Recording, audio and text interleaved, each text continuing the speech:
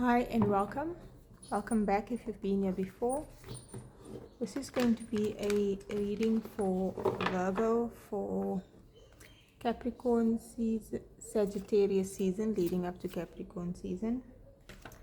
But regardless of when you find this or if you have any Virgo placements, there might be a message here for you. So what is the energies for Virgo? Step out of your comfort zone, North Node. And we also have adjustments are required, third quarter moon. Let's see what's at the bottom of the deck. Okay, so the purple is standing out. Crown chakra and third eye energy, and then we have meditate and contemplate new moon in Pisces. So I feel like there's something around your life purpose, your dharma. I feel like it's time for you to step into your life purpose, and that is usually not a small thing. So let's see what these adjustments are and what is this comfort zone. I don't think it's always obvious what our comfort zone is. And I feel like our comfort zone is not always comfortable. It's just familiar.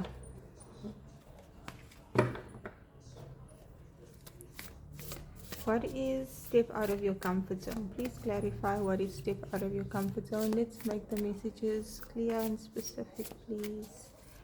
What is step out of your comfort zone? Archangel Gabriel, number 3 card.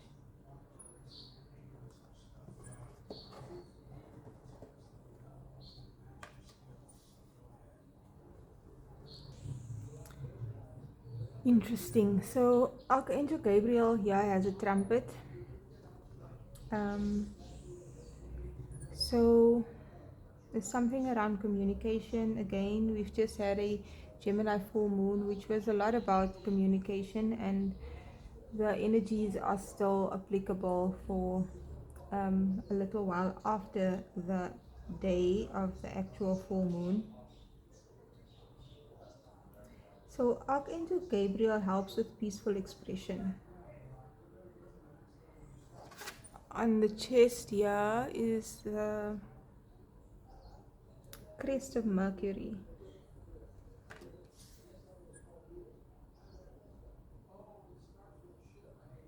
So your comfort zone is either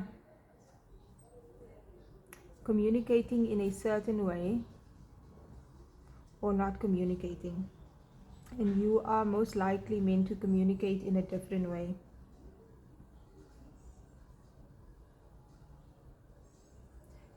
And Archangel Gabriel is meant to help you with your self-expression.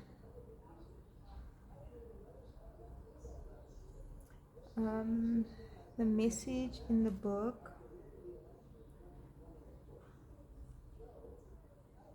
this is about projects involving communication, publishing, counseling, teaching, mediumship, journalism, marketing, radio or television, and I guess social media as well.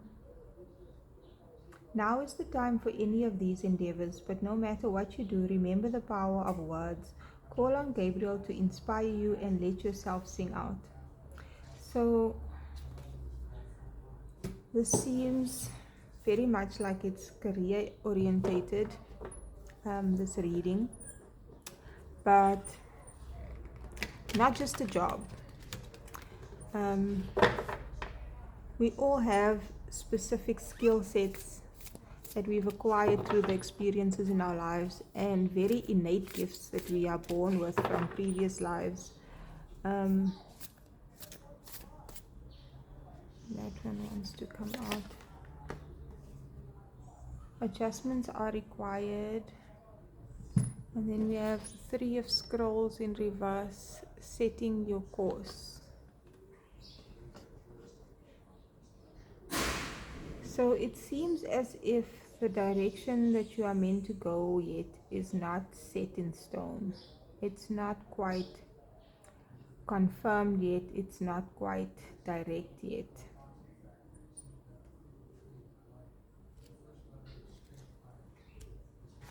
And this might be why you haven't yet stepped out of your comfort zone, because it's easy when we know, okay,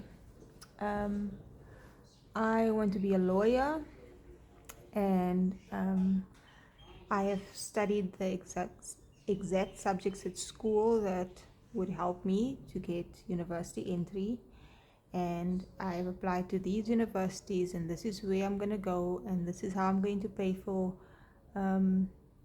my studies, and then it's not so scary, it's not so difficult.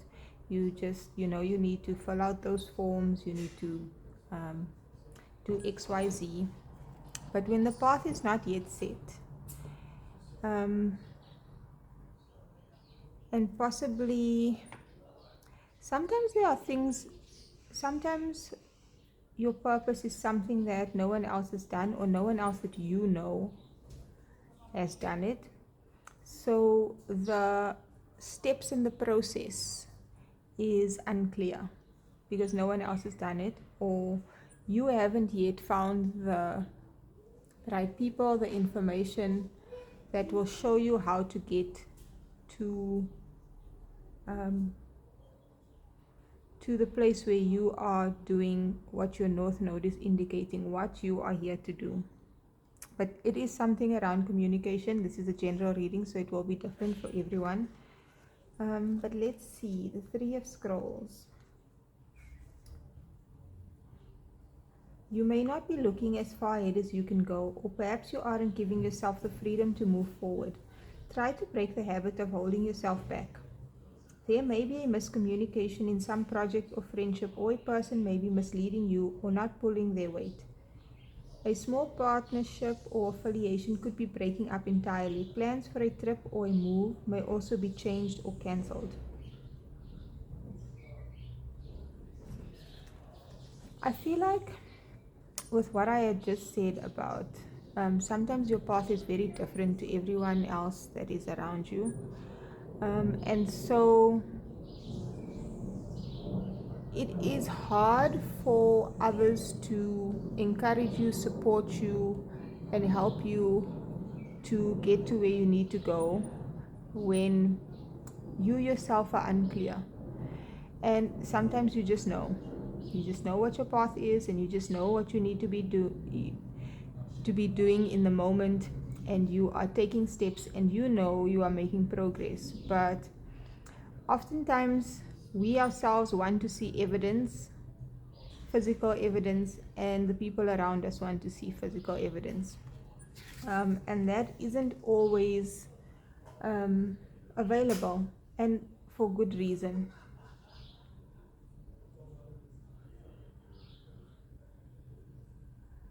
Is there a way that you are holding yourself back?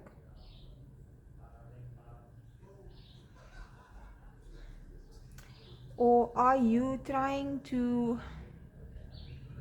work with people that do not have the same vision? If you are in a relationship, in a partnership, or even just sharing your goals, your aspirations, your plans, what you're doing with others, if they cannot see the vision, then most likely it's pointless trying to communicate it to them, because they might not knowingly try to hinder what you're doing. But if someone is trying to help you bake a cake and they have no clue, but and there aren't clear instructions, and you know how to bake intuitively, you just know how much of each ingredients to put in. If the other person and you are not on the same wavelength, the same frequency, having the same thoughts, you're going to be doing different things, and it's not going to work. So there might be a person or people that you are not able to communicate with, or they aren't able to understand you.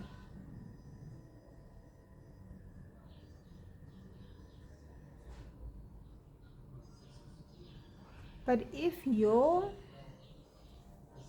purpose has something to do with communication, whether that's writing or acting or speaking, a podcast or content creation or whatever, the means in which you've always been communicating and that haven't been working or isn't working right now, maybe it's time to look at another means of communication. Meditate and contemplate. I feel like you need to keep visualizing, dreaming, thinking, strategizing about this. And you most likely know what it is. You need to keep it in your mind, keep it in your thoughts, keep having positive visualization and thoughts about it. The Willow, Two of Forces, and the Seven of Forces. So we have two Forces cards.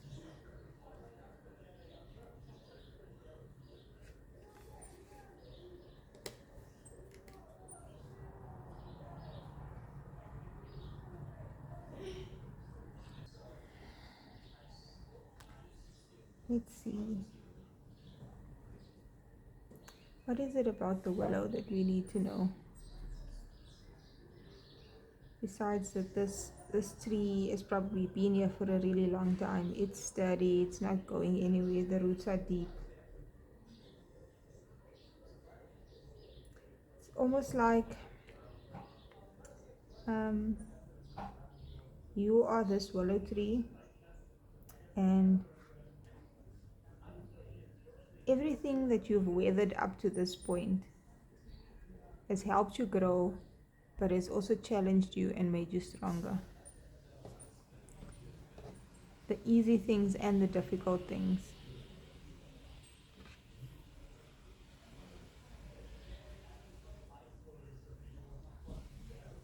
This picture is also very serene with the water, the sunshine. There's nothing, this is out in nature.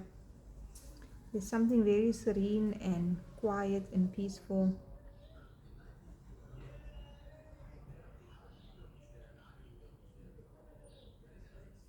This is either the energy that is surrounding you now or will be.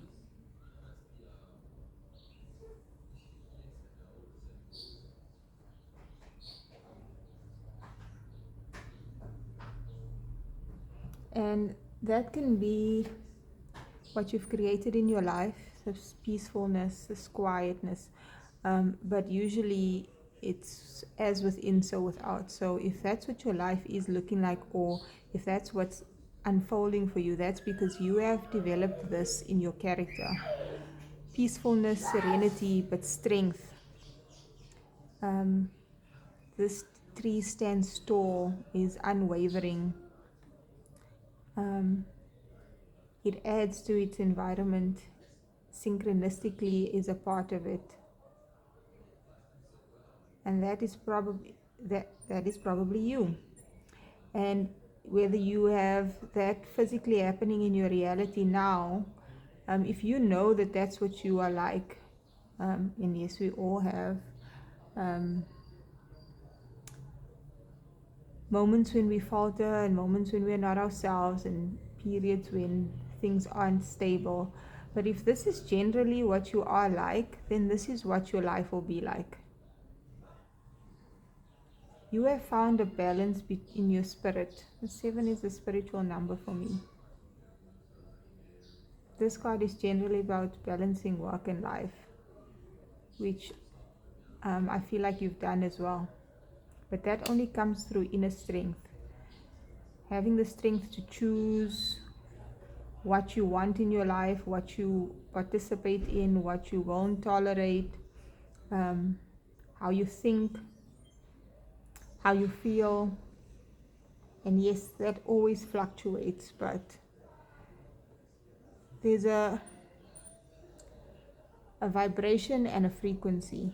And our vibration might go up and down very frequently, but that up and down is within a high frequency or a low frequency. And in this case, you seem very balanced. Again, the blue is standing out, which is also communication and throat chakra. We have the winged messengers, 2 of roses in reverse.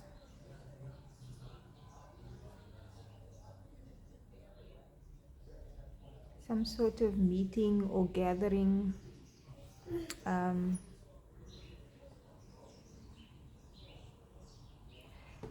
This is about, say, two people having a conversation. It could be something important or something intimate.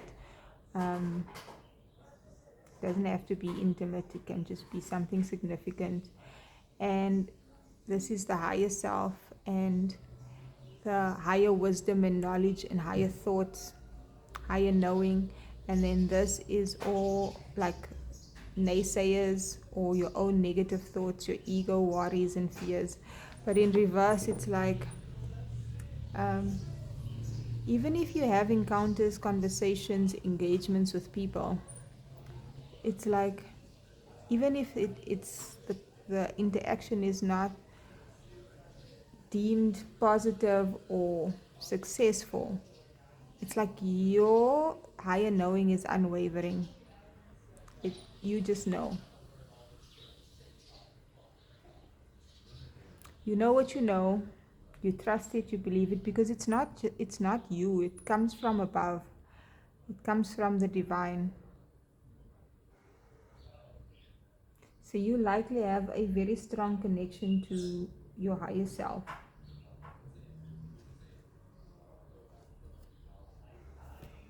And this is likely what gives you the edge in whatever field you're in, is being able to connect to the divine, your higher self. You might even be needing to step out of your comfort zone into some sort of mediumship or channeling.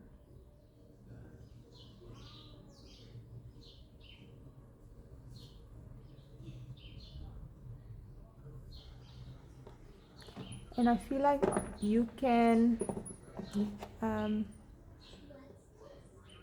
call on Archangel Gabriel to help you to make the interactions and communications that you need to have with others better.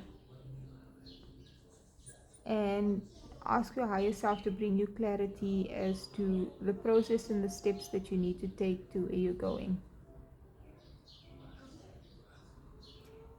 And you need to maintain that internal balance, that internal strength that you have.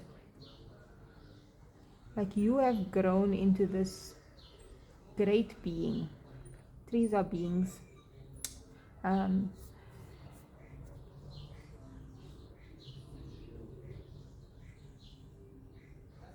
Continue to find balance within and externally in your life.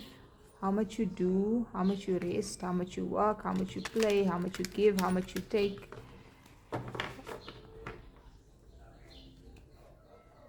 I feel like there's a spiritual balancing out that's happening. On a spiritual balancing within you, but also in a greater way. Let's get a final card. Please give us a final message to close off this reading.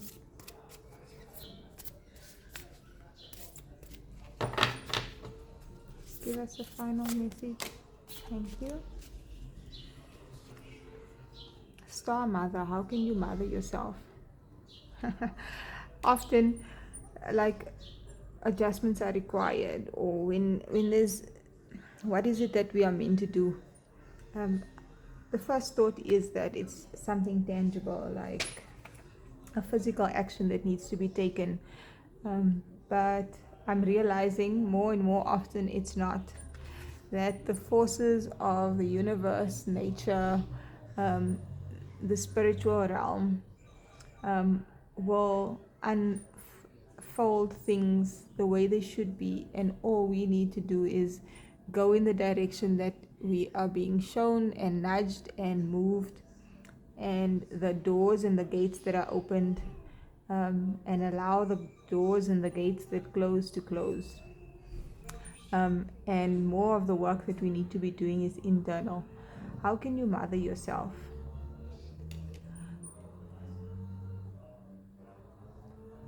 How can you reparent yourself? What is it that your inner child is needing right now or has always needed? And obviously that will be very different for all of us. Depending on the family dynamics, the community that we grew up in, you might have had a very touchy-feely, affectionate, attentive family, but you didn't have a lot of autonomy and space. And you need more freedom to make your own choices. You might have grown up in a very strict household where play or not working very hard was frowned upon, and you don't know how to relax or give yourself rest, and your life is all about work. Like whatever it is, giving yourself the permission to rest or to play. I feel like if you are in any way a communicator, either that was encouraged in your childhood, or you have had to find, I think most writers, there were things that needed to be communicated that they could not communicate through speaking or any other way than writing it down. And so how you need to reparent yourself is possibly listening. Like if you are having certain recurrent thoughts or self-deprecating thoughts or just overthinking, there's a lot going in your head. It needs to be expressed on paper, in a song, whatever way of expression is your gift. You might need to be gentle with yourself and more compassionate, or maybe you are always gentle and compassionate with yourself and you need to be more disciplined with yourself and push yourself a little bit more. It can be very simple or a very difficult, complex thing that you are needing to reparent yourself with.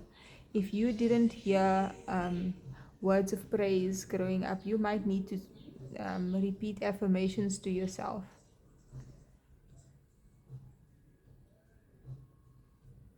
If you were told that dream is out of reach, you can't get there, not, maybe because people don't usually do that, then you need to be the one to tell yourself that you can do it and you will do it no matter what the outside reflects to you. Let's see. Star Mother, is there any other message?